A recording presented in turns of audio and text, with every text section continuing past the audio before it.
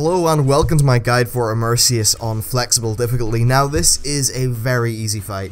It's essentially a free roll at a loot table that gives you 540, so it's pretty much worth doing even if there's, your normal raider and you just want one of those bits of gear because it's a bit of fun anyway. Now, this is on flex, you don't need an exact comp, though something similar in ratio to having 2 tanks, 3 healers and 5 DPS should suffice. You do of course need 2 tanks due to the tank swap mechanic. Now, let's talk about the fight in general. So Immerseus has 2 phases. In the first phase, he's there in flesh, and you need to kill him down. In the second phase, he will pretty much split up and disappear, and then a whole bunch of adds will spawn all around the edge of the room. These adds pretty much just need to be either killed or healed up to full. I'll go into the specifics later. The boss's main mechanic is called Corruption. This is tracked on his power bar on your UI. The fight ends when his corruption hits 0, and corruption is removed by killing or healing up the adds in phase 2. Now let's talk about phase 1. So this is pretty much tank and spank, though you do need to be careful about a few things. DPS and healers will notice a lot of void zones, and the raid must the raid must be separate from the main tank, as the boss does a damaging frontal cone. Players can spread out this phase if they want, however it's only really important to spread out fully around the room once the next phase happens, and you'll probably have about 5 seconds in between phases. Now first let's talk about tanking. His tank swap ability is called Corrosive Blast, which does in and around 60k damage, and causes damage taken by Corrosive Blast to be increased by 300% for 45 seconds, and the ability is also a frontal cone, so other players, including the off tank, must not stand in front of it. Once the first tank is hit, simply swap around, and you should be good until the other tank stacks fall off. You're a tank, you should know this stuff. Now, let's move on to some of the other things. So there's void zones on the floor. These are caused by an ability called Sha Bolt. These do 15,000 damage to the player it hits, and puts a void zone on the floor that does 50,000 damage a second. Quite simply, don't stand in them, you'll be fine. There are a lot of them, and also, in the room you will see that parts of the room are kind of like these channels full of water. It can be a little bit hard to see the void zones under those channels of water, so I wouldn't recommend standing there, unless you have like 20/20 laser vision or something. Now he also does an ability called Swirl.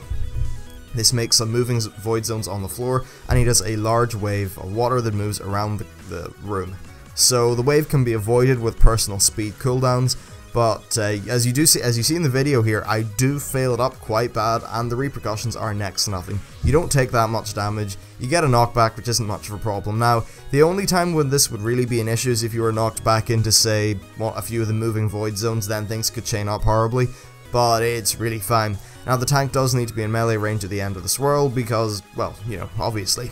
Now, the Sweeping Sha isn't a problem, that's one of his abilities. Basically, Sweeping Sha does 100,000 damage to you and knocks you back if you run inside the boss. So quite simply, don't run inside the boss's model. Now that's phase 1. Essentially, don't get yourself killed by the various things, tanks do the swap right, don't stand in front of the boss, nuke him down. That's it. This will take you on to phase 2. Basically the boss will melt away, he'll explode into a bunch of puddles, the puddles land around the room, and you kill them. So, in this phase, this is the phase that will lead to reducing the boss's corruption level. The adds will spawn at the outside of the room and will move towards the middle. Once they hit the middle, the raid will take damage, so be sure to kill or heal as many as possible.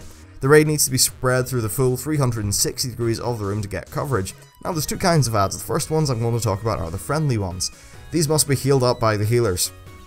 Now it's likely you won't be able to get all of them in your area, that's fine, just heal up as many as you can. As an ad gets healed, its movement speed decreases. Standing next to one when it's fully healed will give you a healing done buff and a mana regen buff, so it's quite nice. Now, the way this works, sometimes, the distribution of these ads will be weird. You might only get like 2 in your corner, whereas one of the other healers will get like 7 or something, so after you've healed up your guys, it's probably best, to head over and help any player who does need the help. Now the next thing we're going to talk about is the hostile adds. These are very easy and flex from my own experience. Simply kill them. Standing near one when it explodes and dies does a bit of damage to you and increases your damage done. It's a stacking buff, however, I don't think it's necessary at all to bother about it. It's a very easy phase. Now these adds can be snared, etc. So make sure that you do that to get more DPS time on them.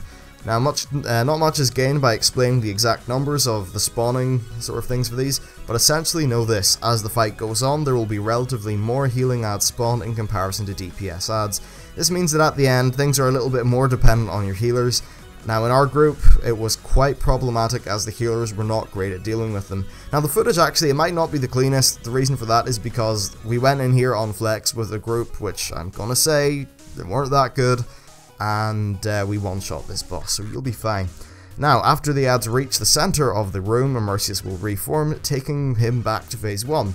Now subsequent phases will have less and less health, to the point where the boss can literally end up having 15 million health, and then he goes into the corruption phase. So pretty much adhere to these mechanics, you'll get a kill. I hope this guide's helped you out. If it does, please hit that like button and subscribe for more. And with that, I will leave you to the full, uncut sort of version of the kill, but I will speed it up just for the sake of this video not being ridiculously long. Thanks for watching, and I'll see you next time.